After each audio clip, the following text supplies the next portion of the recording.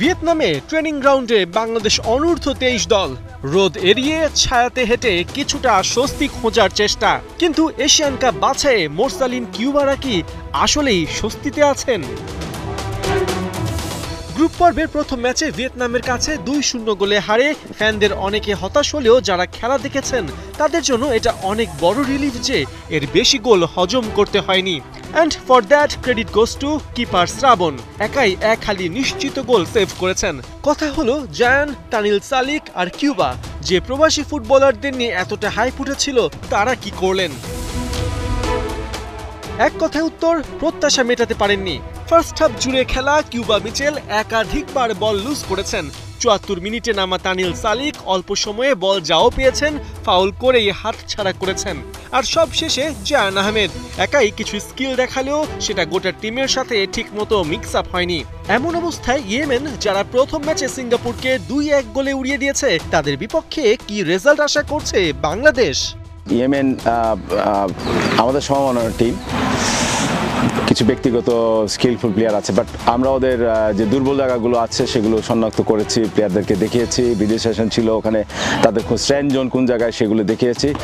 So আমরা ready, কারণ এই ম্যাচে আমাদেরকে টুর্নামেন্টে ফিরতে হলে এই ম্যাচে আমাদের জয় ছাড়া কোনো উপায় নেই।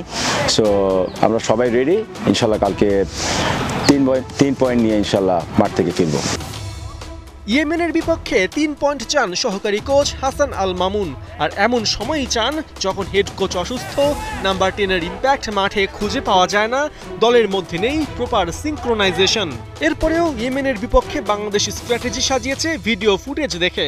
ক্যাপ্টেন মোরসালিন জানেন এশিয়ান কাপের আশা বাঁচিয়ে রাখতে হলে এই ম্যাচে জয় কতটা ইম্পর্টেন্ট। আমাদের যেভাবে কালকের ম্যাচ জিততে হবে, আসলে আলটিমেটলি আমাদের এছাড়া আর কোনো ওয়ে নাই, কারণ আমাদের 2টা ম্যাচ আছে যদিও, বাট কালকের ম্যাচটা যদি আমরা জিততে পারি সেক্ষেত্রে আমরা আর একটা সুযোগ পাবো। কিন্তু কালকের ম্যাচ যদি একটা নেগেটিভ রেজাল্ট হয় সেক্ষেত্রে এজন্য আমাদের টার্গেট এনিহাও কালকের ম্যাচটা যেভাবে হোক উইন হওয়া। এবারের আসরে বাংলাদেশের বড় নাম ফাহমিদুল ইসলাম। ন্যাশনাল টিমে ডেবুর পর এখন জুনিয়র টিমে ডেবুর অপেক্ষায় আছেন। অদ্ভুত স্ট্র্যাটেজিতে তাকে প্রথম ম্যাচ খেলায়নি টিম ম্যানেজমেন্ট, অথচ ভিয়েতনাম ম্যাচের মাঠেই ডিপ পড়ে বসেছিলেন। টিম ম্যানেজার শাহিন হাসানের কথা স্পষ্ট, ভিয়েতনামের কাছে লেসন পাবার পর ইয়েমেনের বিপক্ষে শনিবার আর সেই ভুল করবে না বাংলাদেশ। ফাহমিদুলকে বাড়তি করে দেখেন, ওই স্টিল ওদের ইতালিতে লিগ খেলে আসছে, হ্যাঁ রানিং ম্যাচ ছিল 19 তারিখ, মেবি লাস্ট 3 দিন না 4 দিন আগে ম্যাচ খেলে আসছে এবং ন্যাশনাল টিমে সে খেলে গেছে।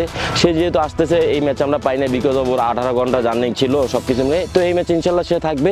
তো এটা আমাদের জন্য একটা বিশাল শক্তি কাজ করবে, আমাদের যে দুর্বল সাইডগুলো আছে এটার জন্য আরো বেশি ভালো কাজ করবে। অনূর্ধ্ব-23 এশিয়ান কাপ বাছাইয়ের মূল পর্বের দৌড়ে বাংলাদেশ টিকে থাকবে কিনা তার স্পষ্ট উত্তর পাওয়া যাবে শনিবার, যেখানে দুপুর 3টায় ভিয়েত ট্রাই স্টেডিয়ামে ইয়েমেনের মুখোমুখি হবে বাংলাদেশের যুবারা। পার্থ বণিক, ৭১।